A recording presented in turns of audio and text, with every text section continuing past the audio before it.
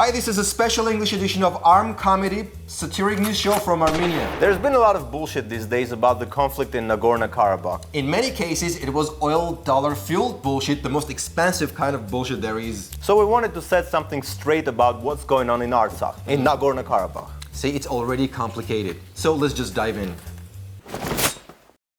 And so let's try and figure out what's going on in Karabakh these days. To get a big picture, let's look at what's happening to oil prices recently. They're not doing so great. Not doing great. Oil, as of right now, $36 per barrel, $36.92. It is the commodity story of the year. Kevin Kerr is with us.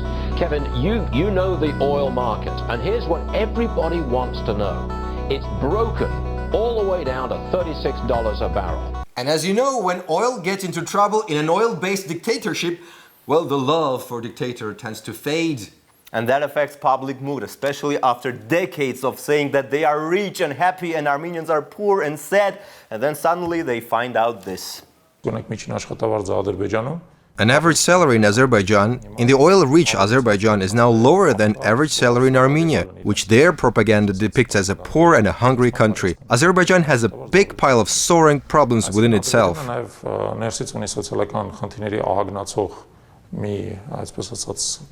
So what happened is Azerbaijan made ridiculous amount of money on oil exports, built flame-shaped skyscrapers, some phallic-shaped skyscrapers, some Aliyev mustache-shaped skyscrapers, bought some fancy clothes made of panda assholes, and yet they ended up with smaller average salary than Armenia. To give you a general idea of how bad things got in Azerbaijan, well, let me tell you that Armenia's average salary sucks. I cannot stress how much it sucks. Okay, but let's keep the focus. So Azerbaijan's strategy has been to make shitload of money, buy shitload of jets, tanks, drones, and win a very quick war. But then the bubble exploded fast, and so did the tanks and other stuff.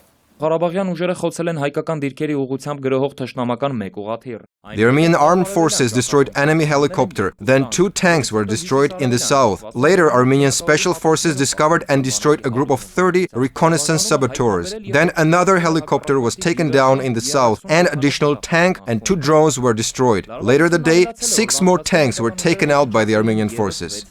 And so decades of preparations, all that spooky talk about their military budget being bigger than our overall budget, ended up suddenly in their recent military bomber. But to be fair, their enormous oil dollars did yield some lasting outcomes, like the giant flag they installed in Baku, the biggest flag in the region. True story. It's like Donald Trump's first order of business when he comes to office. Let's put a huge flag out there. Oh, he's so gonna do that. Oh, but the flag also kind of ended in a bummer.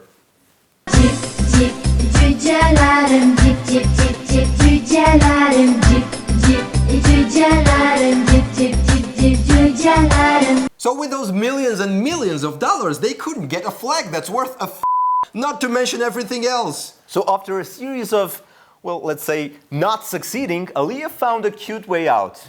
Which one? He simply announced just what his nation wanted to hear. Azerbaijani president announced not only about gaining new territories, but also highlighted military victory. That's the cool part about dictatorship. You don't need to win, you just control the media and announce victories as much as you like. So now Azerbaijanis think they won, they took our land?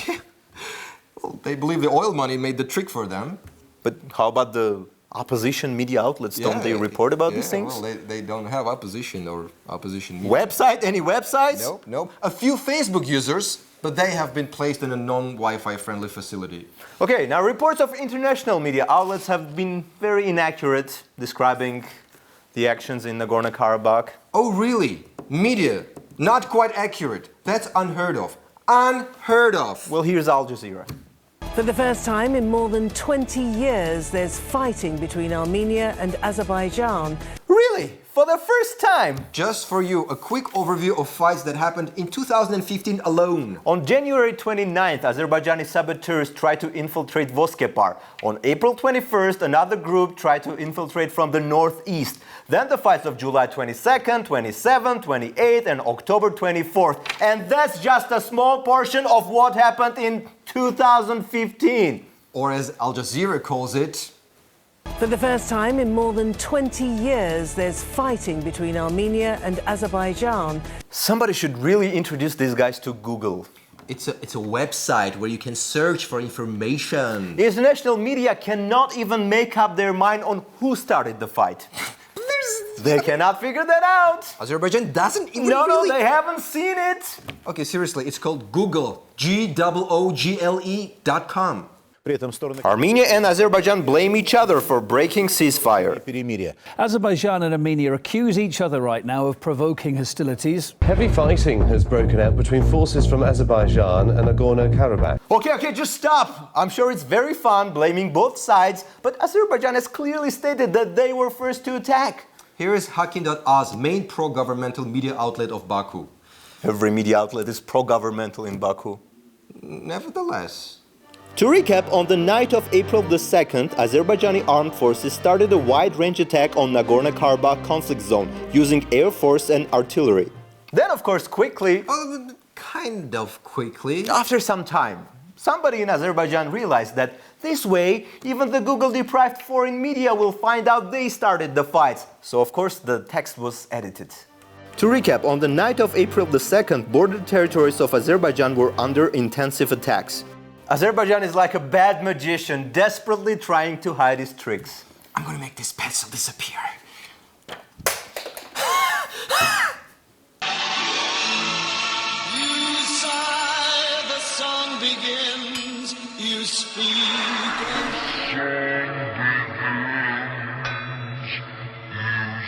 Even their commander admitted it while trying to explain all the losses. You didn't get the memo? You know how emails are very slow? Why are you covering his ass, dude? The assaulting army always has more losses than the defending army. Azerbaijani ambassador to Russia, Bulbul Oghli, and I'm not making this name up, didn't get the memo either. Gmail, guys. Gmail. Но нас не слышат. Nobody hears us, and when they don't hear us, events like last night's happen. How is this not blackmail? Or how is this different from ISIS threats? I don't know, it's almost like the international community is turning a blind eye to this, but very bright eye to ISIS. So what's your plan, Azerbaijan? Do the authorities of Azerbaijan plan to continue military actions? I cannot speak on behalf of authorities of Azerbaijan. Is this guy for real? Well, I mean... There are many things an ambassador is responsible for, but the main one, like the critical one, is to speak on the behalf of the authorities of the country he represents. Anyway, on to the next hoax Azerbaijan tried to spin. Baku announces a unilateral ceasefire as a goodwill measure amid reports of fresh clashes between Azeri and Armenian forces. Yeah, a unilateral ceasefire. Sounds like a sexy media headline. One Armenian reporter happened to be in Nagorno-Karabakh in Martakert, caught in the very middle of that ceasefire.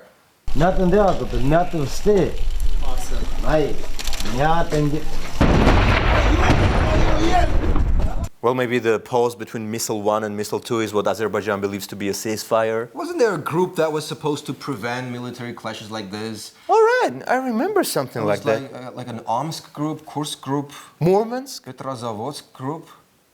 Minsk group! Minsk group it is! How are you guys?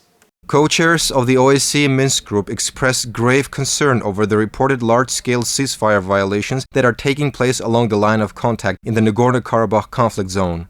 Wow, concern! No, grave concern. Oh wow, double wow! So you want to do something about this? Sleeves rolled up session maybe? Now, they're expected to meet again on Tuesday in Vienna. Great! A sleeves rolled up session once the weekend is over. Well, no pressure, no rush. It's not like there's a war going on or something. Just some action involving tanks, helicopters, artillery, soldiers. But if you have any holidays you want to observe or a sick day to take, please be our guest.